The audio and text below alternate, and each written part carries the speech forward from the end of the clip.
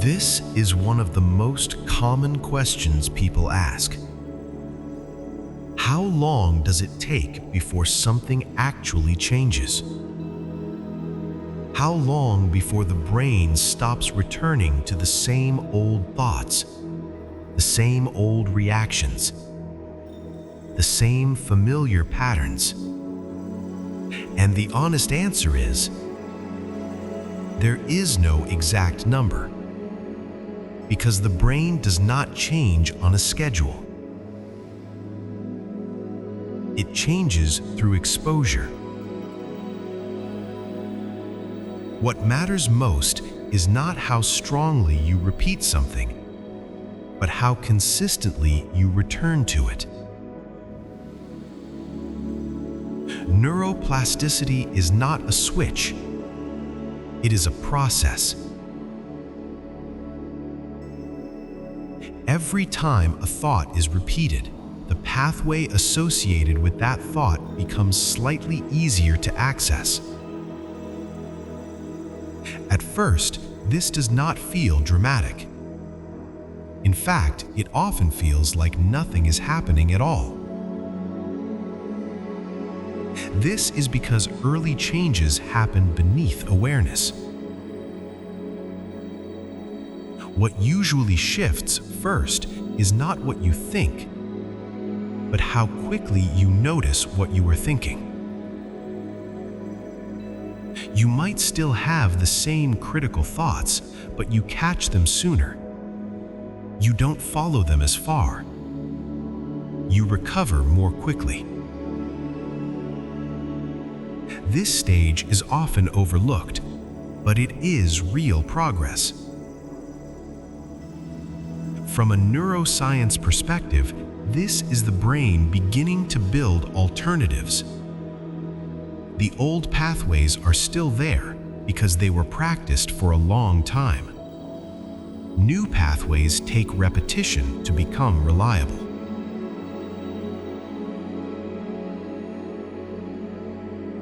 In general, many people notice small shifts within a few weeks. Not major transformations, but moments of space. Moments where a familiar reaction feels slightly less automatic. Over the course of a few months, something deeper can begin to happen. The new thoughts start to feel less foreign. The words don't feel as forced. The repetition feels more natural. This is often the point where people say, "I didn't realize anything had changed until I noticed how I reacted differently." That is how integration usually feels. Quiet, gradual, almost unremarkable. And over longer periods of time, 3 months, 6 months, and beyond, the brain begins to default to the pathways that are most frequently used.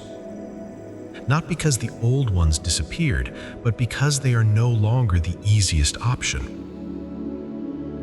This is what people mean when they say something feels automatic. Not effortless, but familiar. It's important to understand this because many people stop just before this point. Not because it didn't work, but because it didn't happen fast enough or loudly enough to feel convincing. The brain does not reward impatience. It responds to consistency. And here is something that often goes unmentioned. Feeling neutral is often a sign of progress. When repetition no longer feels emotionally charged, it means the nervous system is settling. And a settled nervous system is where the brain learns best. This is why calm repetition matters. Pressure slows learning. Force creates resistance. The brain rewires most effectively when it feels safe enough to stay open. So if you ever wonder whether repeating the same words is doing anything, ask a different question. Are you returning more easily than before? Are you recovering faster than you used to? Are you speaking to yourself with slightly more space?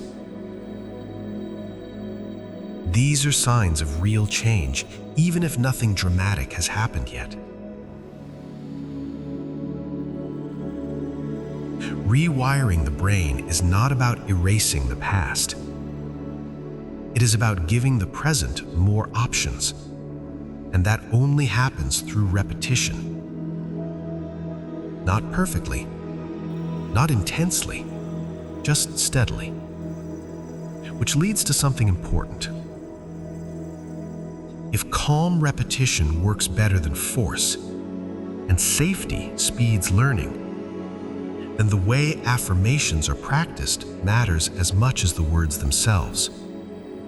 That's what we'll explore next. For now, there is nothing you need to measure, nothing you need to rush.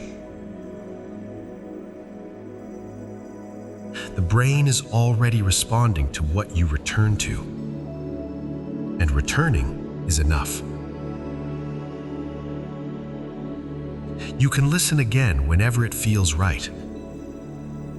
Not to check for results, but to continue the process. Take what you need at your own pace.